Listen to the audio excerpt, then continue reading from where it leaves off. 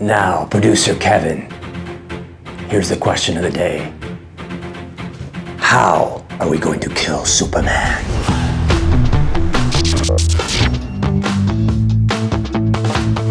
Hey there, Hollywood PopCast fans. Josh here, joined by our own newsroom editor-in-chief, Producer Keven. Today we're diving into the Superman, directed by James Gunn. It's a fresh take on the Man of Steel, and we've got the inside scoop on the cast, behind-the-scenes antics, and some fun surprises. And stick around as we count down our top Lex Luthors of all time. See if you agree. But first, be our hero and like and subscribe to our channel. Josh, I've been brushing up on my Kryptonian, okay? Turns out, subscribe translate to click that button or watch your planet be destroyed by an evil supervillain. And by evil supervillain, I think he means himself. All right, in this epic installment, Superman must reconcile his alien heritage with his human upbringing as Clark Kent. Did you know he was Clark Kent? News to me. As the embodiment of truth, justice, and the human way, I guess we no longer say the American way, he soon finds himself in a world that views these as somewhat old-fashioned. I wear my trunks on the outside of my pants, like it's liberating. Stepping into the iconic red boots is David Corenswet, known for his role in Ryan Murphy's Netflix miniseries Hollywood, and as River Barkley in The Politician. You look like Superman, and hugging you is like hugging a steel shipping crate. He also played Scott in the 2024 Twisters film. Superman director James Gunn describes David as embodying the kindness and compassion that Superman represents. And it was that compassion that convinced Gunn to bring back the classic Superman trunks. Oh yeah. Yeah, Gunn couldn't figure out a reason why Superman would have his underwear on the outside. But it wasn't until David said, well, maybe he has his underwear on the outside because, he's this big threatening alien figure and, the trunks kind of make him less threatening. And James Gunn was like, bingo! That's a bold fashion choice that I just might rock at my next bar mitzvah invite. Rachel Brosnahan takes on the role of Lois Lane, the intrepid Daily Planet reporter. Josh, I got more behind the scenes insight. Spill it, Keven, spill it. Did you know that Rachel actually consulted with a real journalist to nail that modern day Lois? Oh, wow. I only know that because I'm reading our script off of a teleprompter, but otherwise, no. But I do love the dedication. Rachel is probably best known for her Emmy, Golden Globe, and Critics' Choice performance in The Marvelous Mrs. Maisel. You probably also recognize her from House of Cards, where she played call girl Rachel Posner. Here's a fun fact. David Corenswet also had a part on House of Cards, but it was after Rachel's run on the show. Rachel is the niece of handbag designer Kate Spade and attended the NYU Tisch School of the Arts. If you watched our interview with actress Juliana Goldsmith, and we encourage you to do so, you'll remember that Juliana also attended NYU. Lots of talent coming out of that program. Nicholas Hoult steps into the role of Lex Luthor. From X-Men as Hank, or the Beast, to his role in Nosferatu as Thomas Hutter, Holt's versatility is quite unmatched. And not to toot our own horn, but we will, check out another Hollywood PopCast video on Nosferatu we brought to you earlier this season. For this role, Holt drew inspiration from Michael Rosenbaum's portrayal of Lex Luthor in Smallville. The first ever Lex I saw was you. Yeah. I grew up, Smallville was on. And so that was the show that I would watch and see my first iterations of Superman and Lex and all those stories. So really? It's kind of bizarre to be I was the first. You were, yeah. And then since I've seen Richard Donner's movies and all the other ones and kind of seen some of the other performances, but you're the one. Little known fact, Rosenbaum is the first Lex Luthor to actually shave his head for the role rather than wear a bald cap. Holt also desired that cue ball look, so he invited his own son Joaquin to do the honors and shave his head for the role. No, that's my head shaved. Yeah. Who shaved the head? Originally, my older son. I gave him a pair of clippers and I said, have at it, go on, Dad needs a haircut. Family bonding at its finest. No doubt. All right, and speaking of Lex Luthor, it's time for Who Played It Best? Today we're counting down the Hollywood PopCast top 9 portrayals of the evil supervillain Lex Luthor. Keven, take it away. All right, well, here's my top 9 actors playing Lex Luthor.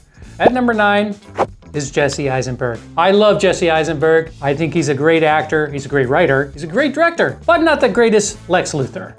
A little less Lexpresso would have helped. And now God bends to my will.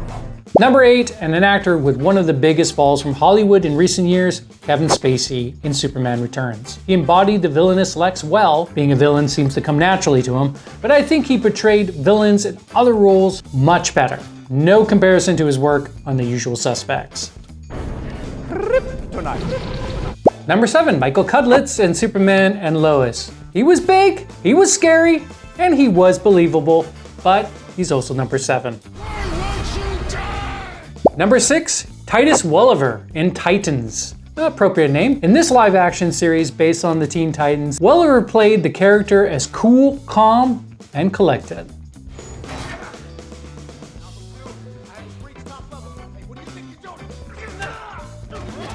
Number 5, John Cryer in Arrowverse. Well played, but it was hard to look past seeing John Cryer, the actor playing John Cryer, playing Lex Luthor. So it's more like 2.5 men, if you count his goatee as a half man. And if you don't like that, don't Cryer me a river. I don't think I did it. I'm Lex Luthor. Number 4, John Shea in Lois and Clark, The New Adventures of Superman. He's often an overlooked Lex, and though he was on the show for mainly one season, his performance was distinct, nailing Lex's political, cigar-chomping, equal parts sleazy and charming personality. Lex Luthor will not live in a cage! Top of the world. Number 3, Clancy Brown in the DC Animated Universe. This guy brings gold to everything he touches. We featured him in another Hollywood PopCast episode about the Penguin, another imaginative project in the DC Universe. And I am the president! Consider yourself impeached. Number 2. Now this one was a hard one to call because, in my opinion, this actor did the most with Lex Luthor, showing us how a friend can become a legitimate enemy and nemesis. Though he probably deserves first place, the Gen Xer in me held him back from the number 1 spot by just a hair on his bald head.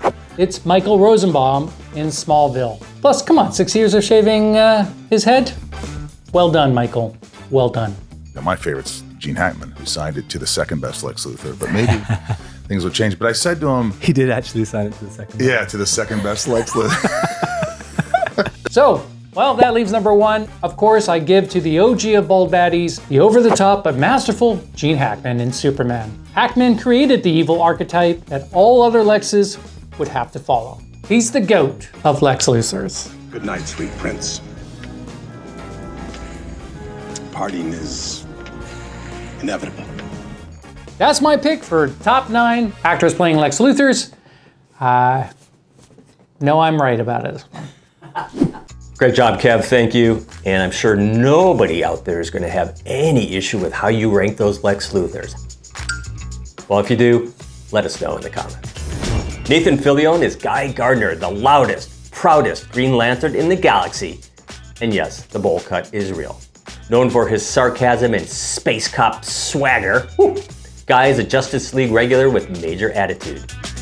Fillion's no stranger to fan favorite roles. He's led cult hits like Firefly, Castle, and The Rookie, and his voice has popped up in everything from Halo to DC animated films where he actually played Hal Jordan, another Green Lantern.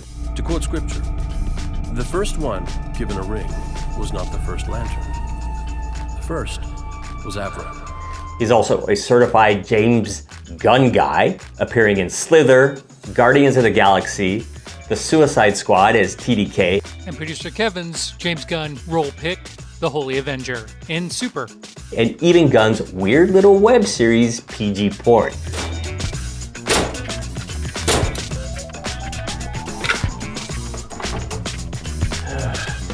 Here for lunch. Oh, don't worry, Mrs. Grimes. He's usually pretty quick. Pretty quick is right. What do you mean? Let me help you with that.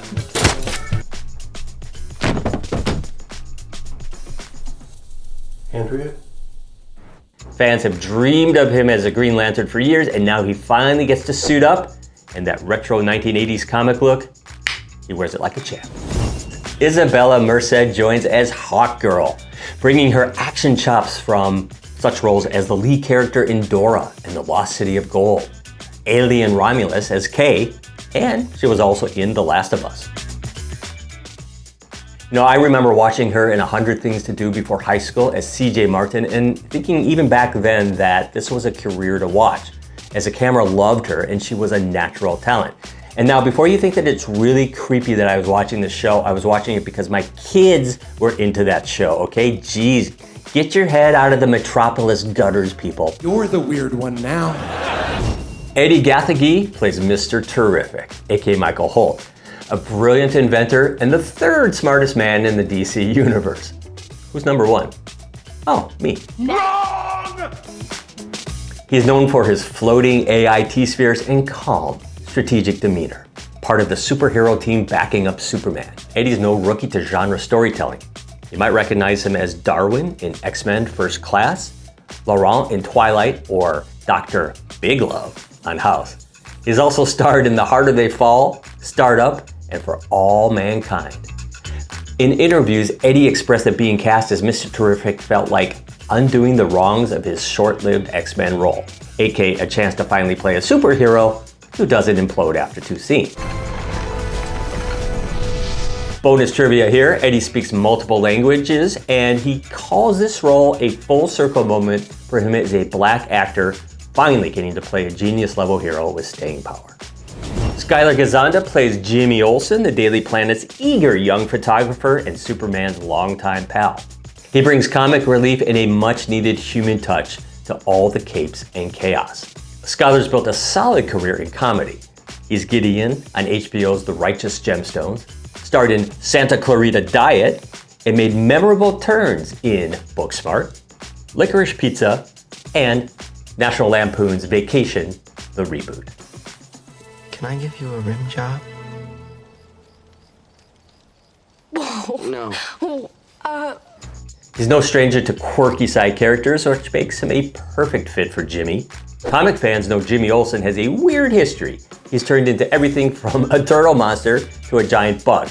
If Gunn decides to go full bonkers, Skyler's got the ring.